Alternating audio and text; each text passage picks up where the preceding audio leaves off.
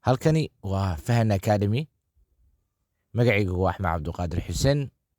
halkan waxaynu kusoo gudbinaa barashada luqadda Englishka weliba si bilaash ama free ah. haddaad nagu cusub tahay fadlan nagu soo biir muuqaalkan like saar siina share garee. mahadsanid. arday ka mid ah ardayda inagu xiran ayaa wuxuuna soo weydiiyey maxaa luqadda Englishka lagu yiraahdaa waxaa tahay qof hadal badan. waxaa tahay qof hadal badan. su-aashaas ayaanu kaga jawaabi doonaa muuqaalkan ee ka bogasho wacan. luqadda Englishka waxaa lagu yiraahdaa you are talkative. you are talkative. waxaa tahay qof hadal badan. you are talkative. talkative. waxaa tahay qof hadal badan. haddii aad wax su-aala qabto inagu soo weydiiya xagga hoose commentiga, innaga ayaa kaaga soo jawaabi doono hadduu alla idmo.